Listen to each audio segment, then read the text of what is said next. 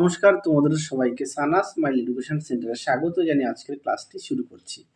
আজকে তোমাদের সঙ্গে আলোচনা করব তোমরা যারা নবম শ্রেণীর প্রথম পর্যায়ক্রমিক মূল্যায়ন পরীক্ষা দেবে তোমাদের জন্য রায় ও মার্টিন প্রশ্নবিচিত্র থেকে আজকে সমাধান করব নবম শ্রেণীর ভৌতবিজ্ঞান বিষয়ে মডেল নম্বর 1, অর্থাৎ 1 নম্বর স্কুলের যে সমস্ত ছোট ও বড় প্রশ্নগুলি আছে তার সমস্ত প্রশ্নের উত্তরের সমাধান করে দেখাবো। চলো তার দেরি করে মূল বিষয়ে যাই। চলো দেরি না করে মূল বিষয়ে যাই।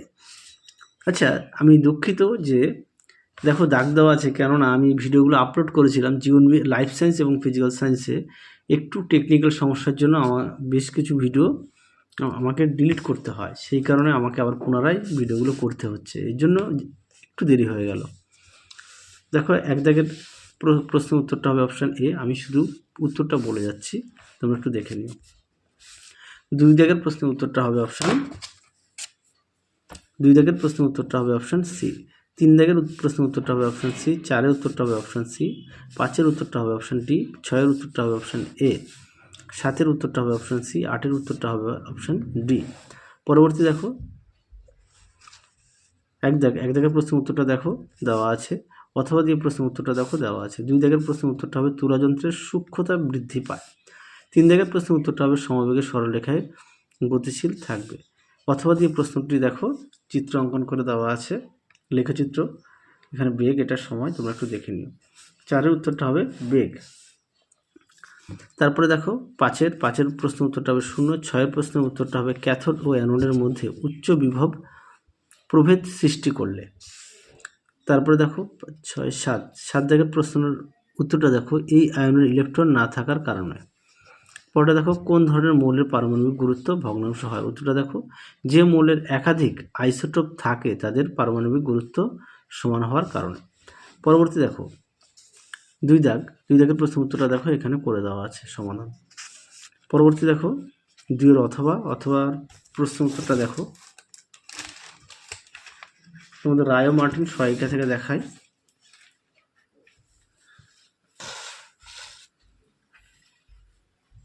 দেখো প্রশ্নের উত্তর তোমরা এখান থেকে এই অবধি লিখবে, দেখে নাও এখান থেকে এই অবধি। পরবর্তী দেখো কি আছে, অথবা দিয়ে যে প্রশ্নটি দেওয়া আছে তার উত্তরটি দেখো।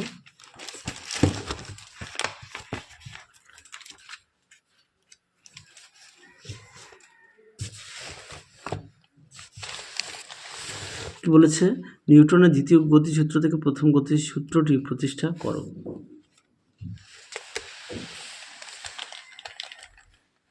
দেখো উত্তরটি এখান থেকে লিখবে।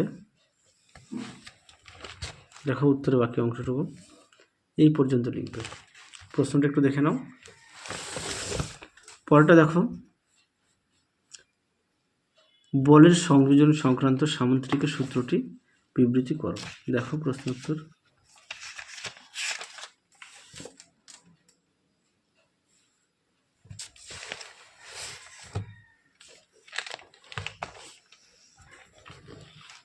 দেখো প্রশ্ন উত্তরটি।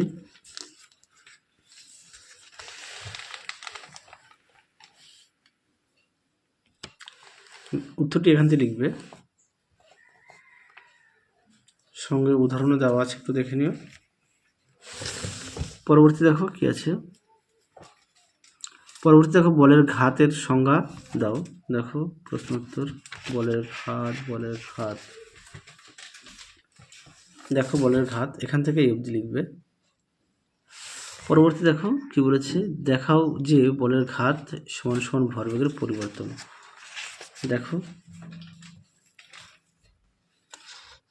দেখো এই প্রশ্নের উত্তরটা এখান থেকে লিখবে। হ্যাঁ, দেখে নাও। পরবর্তী দেখো কি আছে, 5 দাগের প্রশ্নটা একটু দেখো, তোমাদের উত্তরটা দেখাই।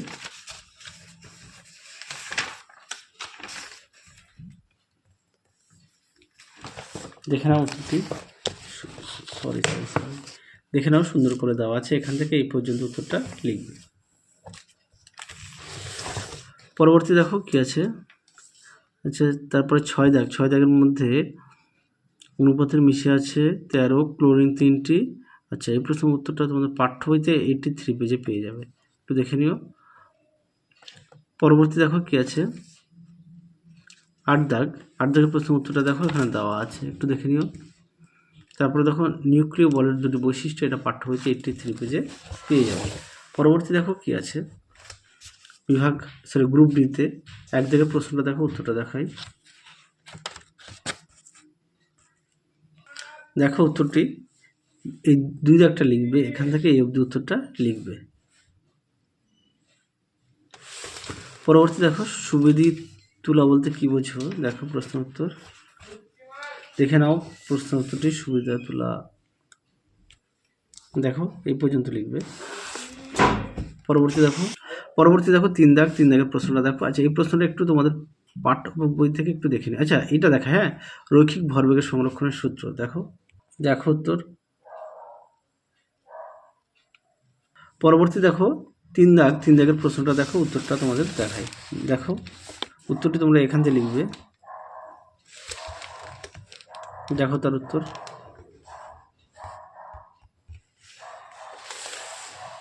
এই পর্যন্ত লিখবে। পরবর্তী দেখো, আচ্ছা এটা একটু পাঠ্য বইতে দেখে নিও 85, আর এই প্রশ্নের উত্তরটা হবে হিলিয়াম। তাহলে চলো আজকের মতো এখানেই সমাপ্ত করছি, আবার দেখা হবে খুব শীঘ্রই তোমাদের পরবর্তী ভিডিওতে।